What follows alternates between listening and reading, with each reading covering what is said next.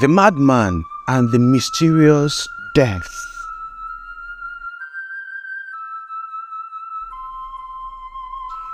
In the small kingdom of Azah, a dark cloud of death had loomed for decades. The people lived in fear as the relentless cycle of loss and mourning continued. The weight of sorrow pressed upon the heart of King Tariq until it became unbearable. He could no longer ignore the pleas of his chiefs and subjects, urging him to take action. Determined to bring an end to the tragic fate that had befallen his kingdom, the king summoned the wisest minds within his realm. Calling upon the magicians, chief priests, and esteemed wise men, King Tariq tasked them with unraveling the genesis of their people's suffering. He implored them to delve into the depths of the past and present, seeking answers to the mystery that had plagued their land. Time was of the essence, and the king set a strict deadline of 3 market days for their return with the truth. An air of tension gripped the assembly of sages and mystics.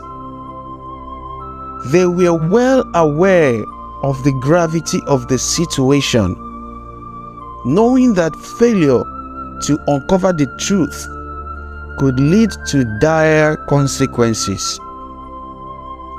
As they performed rituals and pored over ancient texts, desperation mingled with their efforts.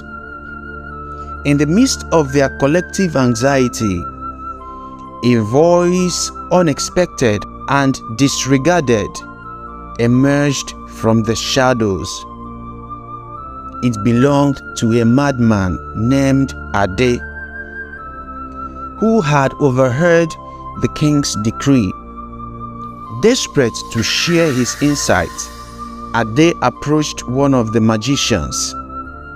However, the magician, blinded by prejudice, dismissed him with scornful words, believing nothing worthwhile could come from a lunatic. Undeterred, the madman stumbled upon the path of the chief priest as he made his way through the dense forest. Ade pleaded with the chief priest, claiming to possess crucial information, yet, consumed by his own preoccupations, the chief priest did not give the madman an audience. The words of the deranged outcast were lost to the wind. As the deadline drew near, King Tariq called upon the gathering once again, his countenance revealing a mixture of anticipation and impatience. The grand assembly assembled before the king, their countenances filled with trepidation, for they had failed to uncover the truth behind the kingdom's plight. Furious at their lack of answers, the king's rage threatened to consume him. He ordered his guards to cast the failed mystics into the dreaded evil river of doom, a grim fate that awaited those deemed unworthy. As the guards began to lead the defeated individuals away, the madman's voice thundered through the air, piercing the tension-laden atmosphere. "Long live the king!" he cried out.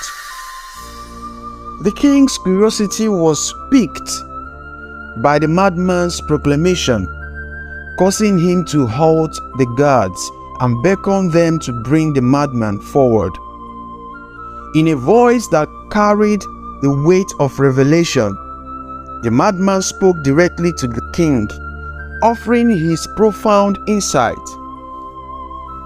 With reverence, he addressed the king, "O king, live forever." In a hushed and expectant silence, the madman recounted a tale of injustice that had unfolded 10 years prior. He revealed that a group of malevolent men had forcibly seized the land belonging to a vulnerable widow. Fearing retribution, they conspired against her, leveling false accusations of speaking ill and cursing the king. The king's heart sank as he listened to the tragic tale. The madman continued, explaining that when the widow had threatened to expose their misdeeds to the king, they framed her as a blasphemer.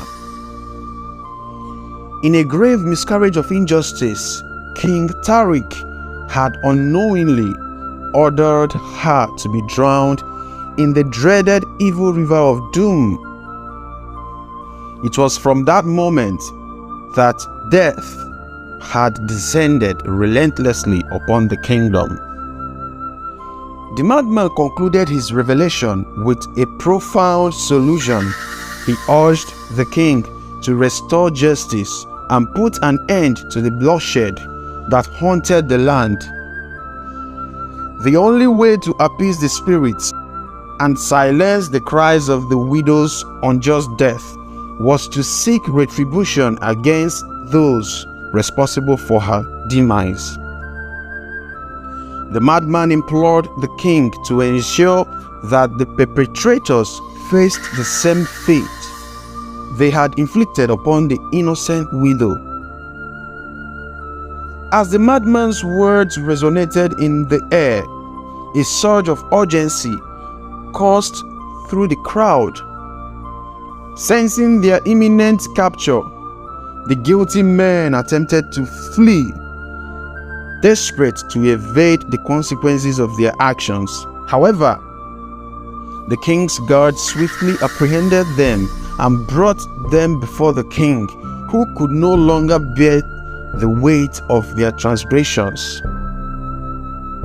With unwavering determination, King Tariq declared that justice would prevail.